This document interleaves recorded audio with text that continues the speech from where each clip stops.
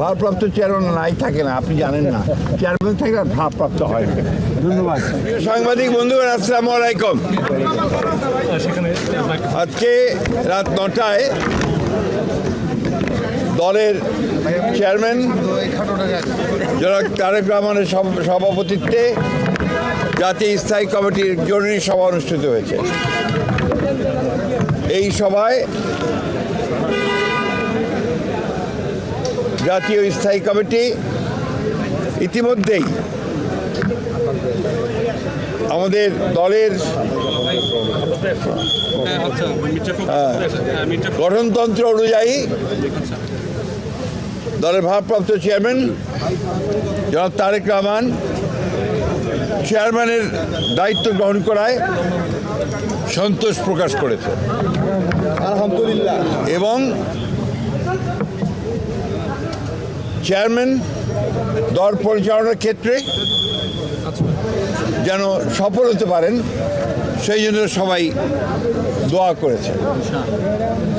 প্রিয় সাংবাদিক বন্ধুগণ, এর পরের যে সিদ্ধান্ত আমরা নিয়েছি, এই সিদ্ধান্তটি হচ্ছে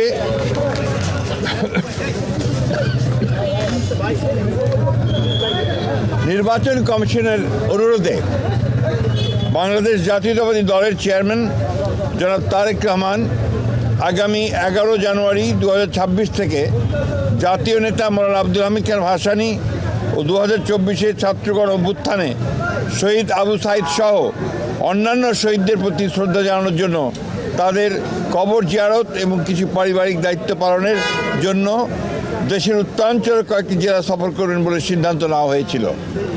এ ব্যাপারে নির্বাচন কমিশনের অনুরোধে বাংলাদেশ জাতীয়তাবাদী দলের চেয়ারম্যানের এই সফর স্থগিত ঘোষণা করা হয়েছে। আমরা যে আমাদের স্বেচ্ছাসেবক দলের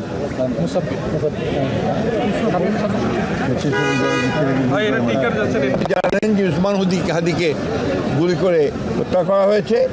একইভাবে বিভিন্ন জায়গায় রাজনৈতিক দলের নেতৃবৃন্দকে, বিশেষ করে বিএনপির অনেক কয়েকজন নেতৃবৃন্দকে গুলি করা হয়েছে এবং তারা শহীদ হয়েছেন। এবং গত কয়েকদিন আগে স্বেচ্ছাসেবক দলের সাবেক সদস্য সচিব দক্ষিণে না উত্তরের সদস্য সচিব সাবেক সদস্য সচিব মুসাব্বিরকে গুলি করে হত্যা করা হয়েছে। আমরা ইতিমধ্যেই এর তীব্র নিন্দা জানিয়েছি, ক্ষোভ প্রকাশ করেছি এবং অবিলম্বে হত্যাকারীদেরকে গ্রেফতার করে আইনের আওতায় আনার দাবি জানিয়েছি। আমরা বারবার করে কথা সরকারকে এবং নির্বাচন কমিশনকে জানিয়েছি, জানাতে চাই আবারও, যে এই ধরনের হত্যাকাণ্ড ঘটতে থাকলে এই দেশে নির্বাচনের পরিবেশ বিনষ্ট হবে এবং নির্বাচনের পরিবেশ যেন বিনষ্ট না হয় তার জন্য সকল প্রকার উদ্যোগ গ্রহণ করার জন্য, সক্রিয় কার্য প্রক্রিয়া নেওয়ার জন্য আমরা আবারও সরকার এবং নির্বাচন কমিশনকে আহ্বান জানাচ্ছি।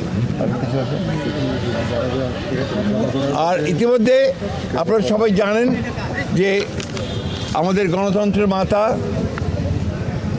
অবিসংবাদী নেত্রী এবং আমাদের আপসীর নেত্রী দেশনেত্রী বেগম খালেদা জিয়ার ইন্তেকালের পরে তার জানাজায় যে শরণার্থী কালের বৃহত্তম জানাজা অনুষ্ঠিত হয়েছিল এবং বৃহত্তম জানাজা অনুষ্ঠিত হয়েছিল, সেই জানাজায় মানুষের যে সমাগম হয়েছিল এটা এই বাংলাদেশে আর কখনো দেখা যায়নি। আমরা যারা স্বতঃস্ফূর্তভাবে সবাই এই জানাজায় অংশ নিয়েছিলেন, আমরা দলের পক্ষ থেকে সমস্ত জনগণকে আমরা আন্তরিকভাবে কৃতজ্ঞতা এবং ধন্যবাদ জানাচ্ছি। এবং আইন শৃঙ্খলা পরিস্থিতি রক্ষা করবার জন্য সেনাবাহিনীর সদস্যরা, সেনাবাহিনীর তিন বাহিনীর প্রধান এবং সরকার যে উদ্যোগ নিয়েছে, সে পুলিশ, র্যাব, বিজেপি যারা সহযোগিতা করেছেন তাদের সকলকে আমরা আন্তরিকভাবে ধন্যবাদ এবং কৃতজ্ঞতা জানাচ্ছি।